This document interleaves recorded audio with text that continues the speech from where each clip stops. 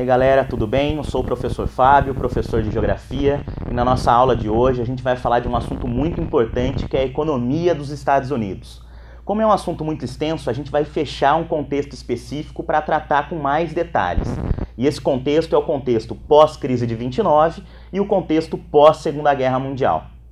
A partir do fim da Primeira Guerra Mundial, a economia dos Estados Unidos cresce muito. Ela cresce principalmente graças ao grande mercado europeu, que depois da Primeira Guerra estava quebrado, precisava comprar produtos diretamente dos Estados Unidos. Isso a sua aula de história explica muito bem, mas ao longo do tempo a gente percebe uma recuperação desse mercado europeu, porém a produção dentro dos Estados Unidos continua se mantendo alta.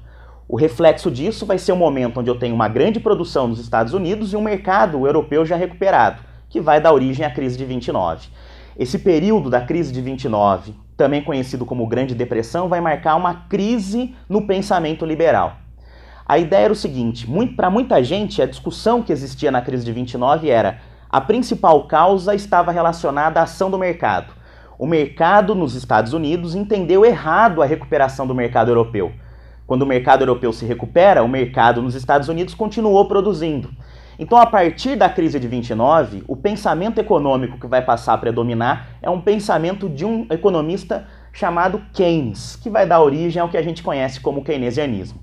O keynesianismo vai ser uma proposta que chega nos Estados Unidos para resolver os problemas da Grande Depressão. E ele é baseado em duas características, basicamente. A ideia da crítica ao liberalismo. Se você pensar, o liberalismo pregava que o mercado deveria ser livre. Mas os críticos da época falavam que é justamente o livre mercado que criou a crise de 29. Então, o modelo keynesiano faz uma crítica à ideia de que o mercado faz tudo e tudo funciona de acordo com as suas pretensões.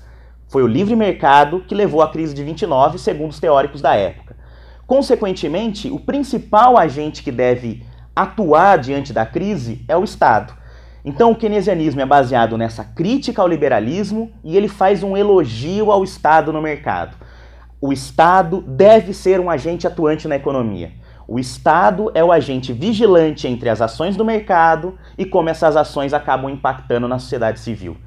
Esse é um modelo keynesiano que surge a partir da crise de 29 para tentar diminuir os impactos da Grande Depressão e que dos Estados Unidos vai ganhar voz aí em outros países do mundo. É muito forte na Europa no momento entre guerras e pós-Segunda Guerra.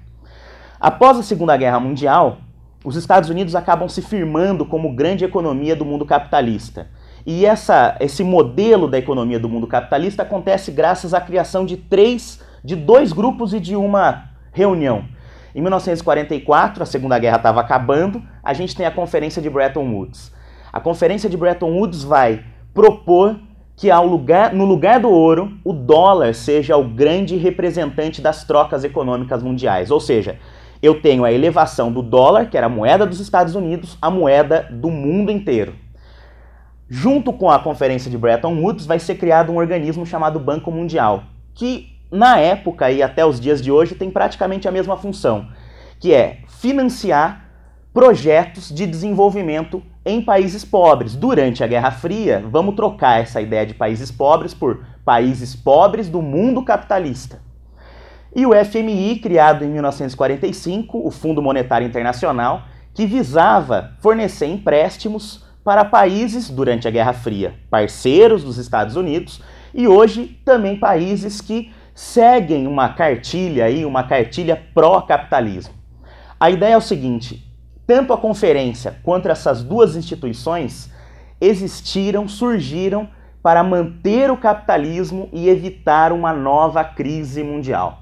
A ideia era ter organismos que difundissem o capitalismo através de empréstimos e financiamentos para garantir que o sistema nunca mais passasse por uma crise como a crise do período da Grande Depressão. Resultado: o keynesianismo que salva os Estados Unidos pós a crise de 29 e os organismos que são criados a partir do fim da Segunda Guerra Mundial vão elevar a economia capitalista e o modelo dos Estados Unidos ao status de modelo hegemônico em todo o planeta. O capitalismo começa a se tornar, dentro desse contexto do pós-guerra, planetário, como a gente tem hoje. Beleza, galera? Até a nossa próxima aula, então.